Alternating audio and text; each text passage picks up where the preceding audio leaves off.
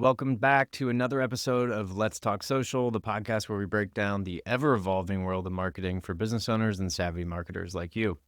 Today, we're diving into a game changer, or should I say a series of game changers, artificial intelligence and its impact on conversion tracking and digital advertising. For new ways to gather insights to the privacy challenges rocking the industry, we're about to uncover how AI is reshaping how we understand consumer behavior.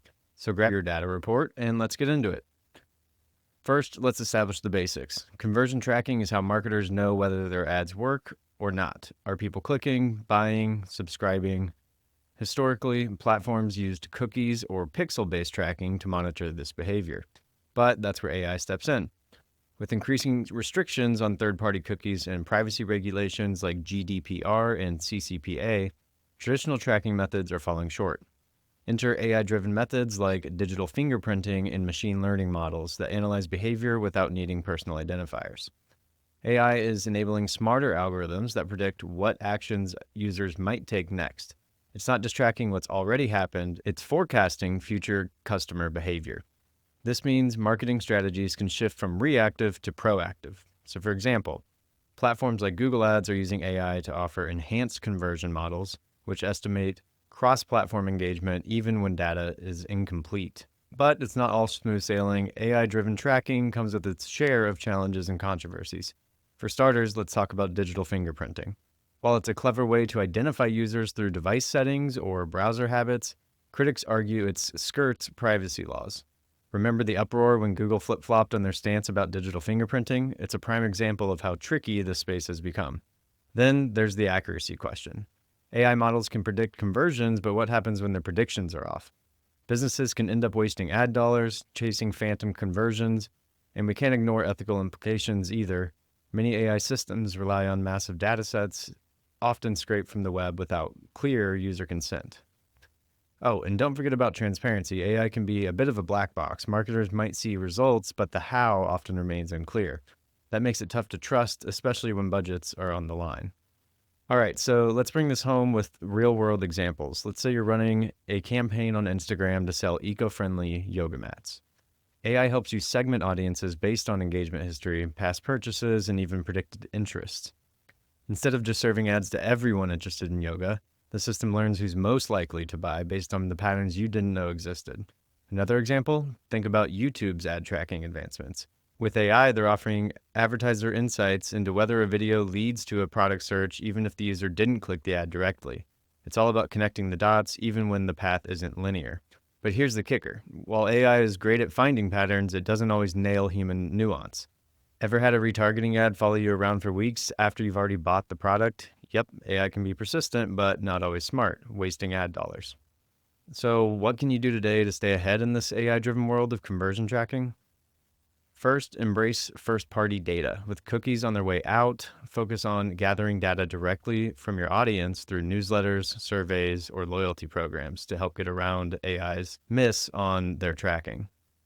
Second, learn about AI tools. Explore platforms like Google Enhanced Conversions or Facebook's AI-driven optimizations. The more you understand these tools, the better you can leverage them. Third, stay privacy conscious. Keep an eye on global privacy regulations and make sure tracking methods comply. Remember, trust is key in building long-term customer relationships. And fourth, test and adapt. AI thrives on data, but it's not perfect. Regularly review your campaigns to make sure you're getting the ROI that you're expecting. A/B testing is still your best friend. Remember, AI is a tool, it's powerful, but it's not a silver bullet. Your expertise as a marketer is what brings it all together. And there you have it, a crash course on how AI is changing the game for conversion tracking in digital advertising. If you found this episode helpful, share it with your fellow marketers, and don't forget to subscribe for more insights. As always, thanks for tuning in to Let's Talk Social, where marketing meets the future. Until next time, keep testing, keep learning, and keep connecting. Bye for now. So this is a big one, guys. Post-show, just casual talking here for a few minutes about today's episode. The conversion tracking is something that marketers have a real struggle with because it's basically, did you succeed or not at your job inside of the ad campaigns? And so making sure that this stuff is set up is something that's severely overlooked inside of a lot of agency or solo marketer settings when they go to do stuff for clients, whether you're just a freelancer or an actual agency. And the reason it's so overlooked is really just because it's a hard thing to set up and it's not really easy. It's kind of a pain in the butt to get all of these things talking to each other and to make sure that the attributions are set up properly. And then you also have the argument of what the attribution window is. So an attribution window is, if they click my ad today, how many days more do I get credit for that sale if it happens on the website or that form fill, whatever it is. So if we're looking at a Facebook ad campaign that's running and we have a 1-day attribution window, which is the shortest that you can set up for somebody, they can click it. And then if they go back within 24 hours or in that same traffic period, so they click directly from the ad and they just go straight up and buy it right after. Or if they wait a whole day, up to 1 day, and then go back and buy it, then the ad that they clicked on gets credit for that. The issue is that you can do a 28-day window, and a lot of clients, from what we've seen, don't like the 28-day window because if we're just running ads for them, so they're doing all of the content promotion, they might have a radio ad or a TV ad up or, insert different ad style here.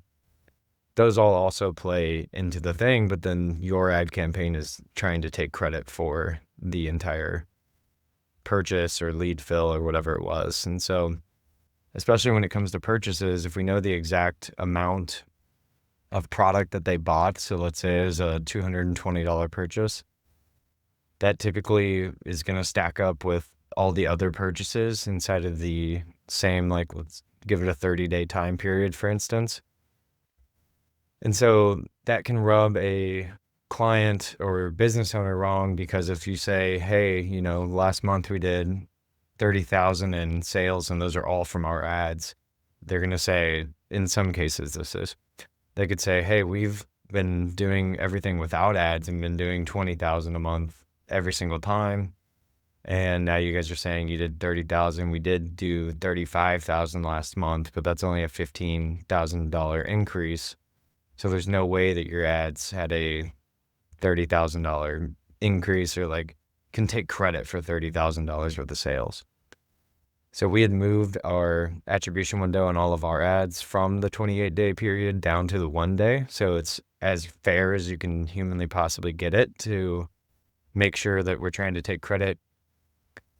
And this sounds kind of weird, but for as little as we possibly can, but it's also just the most quote unquote fair way to do it, where if they see one of our ads, they click in, but then a week later, they've now subscribed to them or followed them or whatever it is, and then see different content that was purely from the client, we don't get credit for that, even though we brought them in the door from the first place. So there's a push and pull there. It kind of stinks, not being able to take credit for all of that. But I mean, we've had multiple e-commerce clients that have kind of kicked back and said, hey, there's, if we were doing 100,000 before we hired you guys and then we did 110, but you're claiming 40,000 in attribution and saying that the ads generated that amount, there's no way, because it went up only 10 grand and you're claiming 40.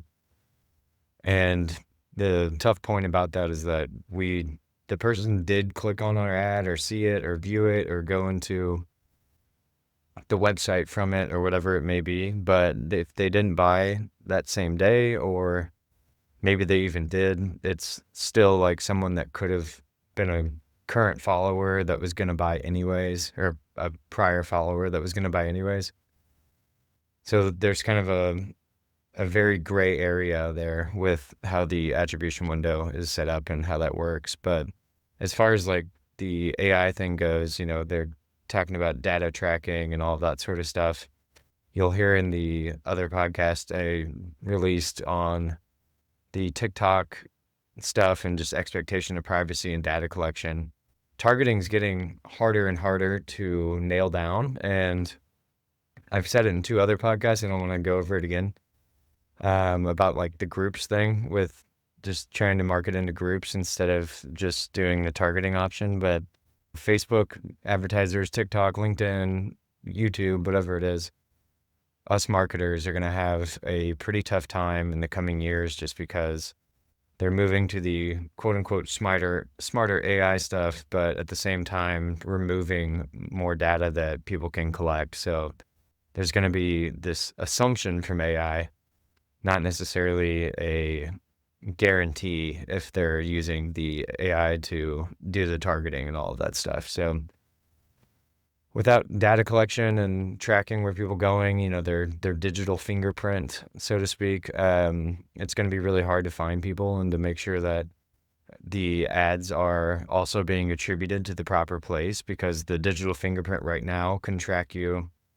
across from Facebook to TikTok to Google to wherever, and a lot of these companies sell information to each other. So even if you're on like a news website, if they have the Google ads that pop up on the side of the blog article or whatever it is, they're still relaying your IP address and all of that stuff back to Google so that Google's campaigns can get smarter. But if that connection breaks, or let's say Facebook can't relay the info back over to TikTok, I'm not saying they send each other stuff or sell and buy it to each other, but if those connections start to break, then it's going to be extremely harder to market to people based on the targeting and everything. And so the other pod I had on just groups and all of that, I think is an interesting topic, and just the next few years of social media is going to be really interesting. So let me know what your thoughts are, what your comments are on this. I would love to hear more people's just general reaction to what was said in the episode today. If you have like friends or family members that are in the ad space, send this to them, because it really could help in terms of the actual targeting and everything. Or if you have like business owners that are friends, or you're a business owner, I give a few tips in here on how to check in on the ads themselves. There's even Google Chrome plugins like Built With, who you can go to your own website, open the Chrome extension. Again, it's called Built With, and you can see what tags are on your website. So you can know if the tag is at least there, but also without going into the ad campaign itself, you're not going to know if tracking is set up properly. So I'm not saying put your agency or advertisers on blast and like go grill them on, is this set up properly? But it's definitely something to double check, because now that most of this is done with AI, you can be throwing a lot of money in the wrong place and wasting it, quite frankly, just on the tracking not being set up, because the AI doesn't have any information to learn from at that point. So hope you guys appreciated it, and we'll see you in the next one. Thanks.